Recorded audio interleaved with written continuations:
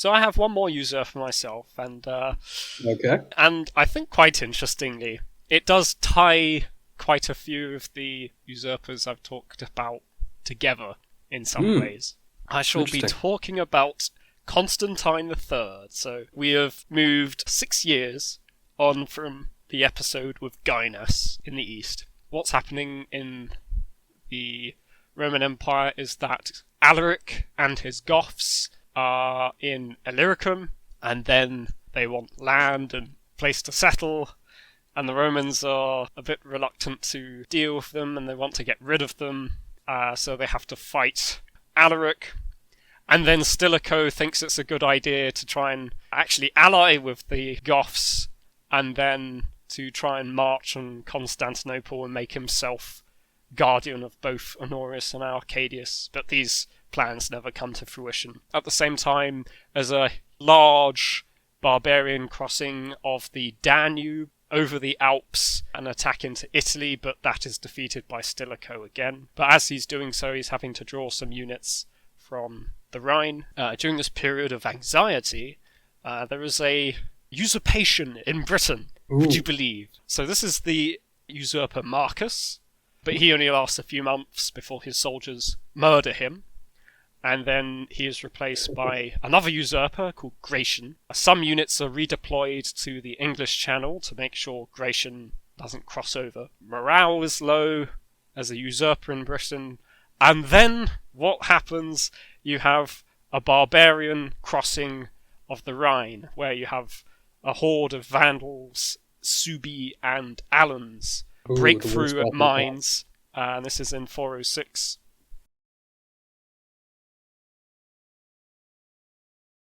They break through at Mainz, and it's believed that the garrison was surprised. The barbarians may well have been less of a sort of vast horde of soldiers, women, and whatnot, and rather more of a swifter attacking force. It may well have been a remnant of the earlier barbarian attack into Italy and sort of Mm. circled around, punched through the barbarian kingdoms of the Franks and Burgundians, and then crossed the Rhine. And in this crisis, the British soldiers are very worried, and so they execute Gratian. And So they so, execute two would-be emperors in a and now row. they have a Wow. third. They Ooh. proclaim Constantine III as emperor. And he is in an interesting position in that, so Stilicho is quite slow to react against the barbarians, and so Constantine III sees his opportunity, and he does what Stilicho feared, and he crosses over into Gaul with about 6,000 soldiers, and this is most of the field army of Britain. He crosses into Gaul, and he marches south, eventually reaching Arles. Stilicho sends a subordinate called Sarus to try and defeat him, but Constantine gets the better of him. Constantine then proclaims his son Constans as emperor, and I don't think it's a coincidence that both of these people are named after two liked emperors in the West. That's pretty interesting. I think it's also quite interesting in that some of the circumstances revolving around this usurpation are very interesting in that, so morale was low because the emperor was now no longer based in Trier, as the Emperor Gratian had once been. He was a son of Valentinian I. He'd been based in Trier, and then he had moved to Milan, which caused a big controversy, which probably had a hand in why Gratian was met with a usurpation by Magnus Maximus. Also, the Praetorian Prefecture's capital had been moved from Trier to Lyon. So the Rhine is no longer where the emperor is. Honorius spends most of his reign in Milan and then Ravenna, which is also part of how the nature of rule changes in this period, from the emperor always being on the move and in the front line to the emperor being in the palace and using his agents to fight wars and conduct business and so on. They're often referred to as palace princes, right? Yes, so Honorius and Arcadius and others. I would definitely stand by calling it a change in the style of rule, because after Theodosius, no emperor takes the field until the Emperor Maurice, And over then a Morris century got later. killed for that, right? He's killed because he forces his soldiers to sleep in winter quarters in enemy territory, because if Maurice was one thing, he was incredibly stingy. Yeah. But coming back to Constantine III, so Honorius is in an enormously difficult situation. He has Alaric on the one hand, who relations keep being patched up and breaking down with, and also he has the threat of Constantine III in Gaul, who now has control of Britain. He also sends Constans into Spain to take control over there. Now Honorius has very few soldiers he can call upon, and also very few resources he can use. Interestingly, he decides to recognize Constantine III as a legitimate emperor. And also Constantine, he asked to be recognized. He was, and in fact they share the consulship for that year together. Oh, wow. Good news for Constantine. There is sort of an idea that maybe part of Constantine's usurpation was because people in the West, or at least in Britain, were a bit unsatisfied with the Theodosian emperors, especially considering that they'd been responsible for defeating Eugenius, and also an earlier usurper called Magnus Maximus, who had used a lot of British troops. And now Honorius was far away in Ravenna, whereas Britain and Gaul were miles away. So Constantine III seems to have been greatly exploiting ill feeling towards the Theodosian dynasty. Unfortunately for him, he had all the problems that Stilicho had to deal with, in that now the Rhine has got holes in it. I mean, he largely deals with it by employing a lot of barbarians that stream in. But then the Vandals, Suebi and Alans move into Spain, and one of Constantine's generals, Gerontius, gets fed up with Constantine and rebels and proclaims a guy called Maximus as emperor. So now you have the Emperor Maximus, the Emperor Constantine, the Emperor Honorius, and then Theodosius. Wow. Later on, with Alaric in Italy, you have another emperor, Priscus Attalus, is proclaimed emperor in Rome by Alaric, in opposition to Honorius.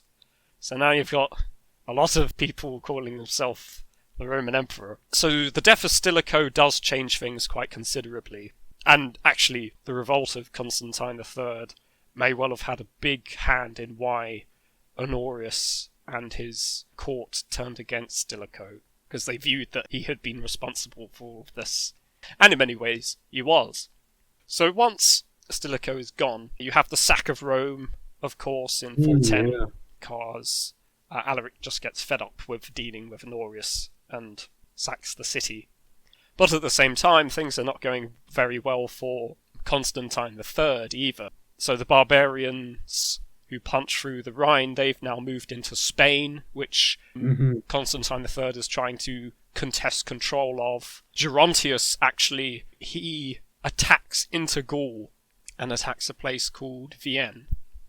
And he is responsible for killing Constantine III's son, Constans. Oh, no. And things in Britain have gone very badly as well, because there is lots of material evidence to suggest that because there was no mint in Britain, a lot of coins had to be transported over to Britain from Gaul. And if you have this ongoing crisis, things can become quite difficult in that regard. And so the monetary economy in Britain very swiftly starts to break down. And also there's evidence that transport systems were also starting to break down as well. Most of it comes from the account of Zosimus. They reduced the inhabitants of Britain and some of the Gallic peoples to such straits that they revolted from the Roman Empire, no longer submitted to Roman law, and reverted to their native customs. The Britons, therefore, armed themselves and ran many risks to ensure their own safety and free their cities from the attacking barbarians. So you get this idea that Constantine III isn't able to hold Britain, and now they're having to look to their own defence. And this is when Britain sort of leaves the Roman Empire and yes. Yeah, in It's Dark Age, right? Yeah, so it's the end of Roman Britain, and then you have this period called, I think it's sub-Roman Britain, so the period in between the Saxon conquest and the end of Roman Britain. So Britain's gone. Constantine III lost control of Spain to the barbarians and Maximus. And now one of the people that rises to the top in Honorius's court is Constantius, Flavius Constantius. And he is a very competent general and gets Honorius's regime back on track. And with a large army, he invades Gaul and besieges Arles. In 411, he captures Arles, and Constantine III is executed. Ooh. That's the end of him. I mean, the story doesn't end there quite yet for Constantine's empire, in that his supporters in northern Gaul proclaim a man called Jovinus as emperor in Mainz. Oh. So the civil conflict continues for a couple more years until Constantius III finally defeats them.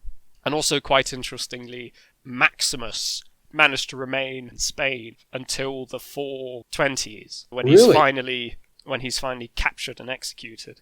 So yeah, you have Constantine III is quite an important episode in Roman history and the history of these usurpers. So you have a whole spate of usurpations, you have the loss of Britain, you have the barbarians enter Spain, the fall of Stilicho, the rise of Constantius III.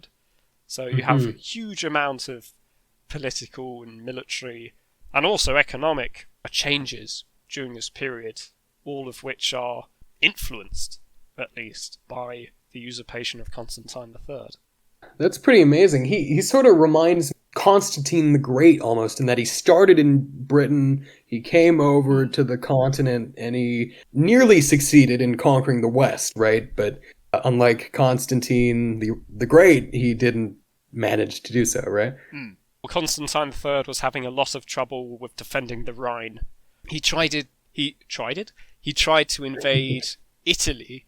That fell through because one of the allies he was attempting to coax over to his side, a guy called Alabicus, he was caught and executed by Honorius's regime before he could defect. So Constantine had a throw of the die, and it didn't go so well. And he retreats back into Gaul and then is surrounded by Constantius.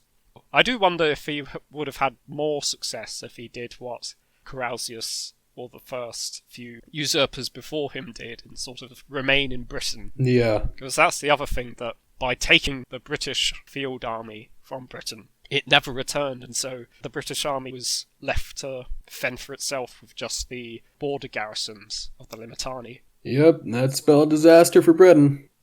So, this was a very enjoyable chat. It's really amazing to be talking to the guy behind Eastern Roman history. I've heard you speaking in your videos so many times before.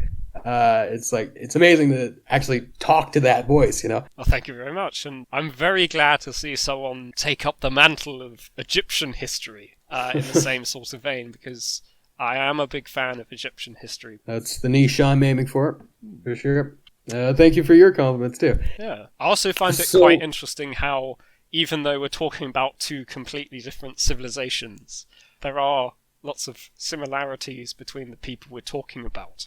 For sure. As the ancients believed, history repeats itself. If you've enjoyed what we've been talking about, I would definitely recommend checking out the Pharaoh Nerd's channel.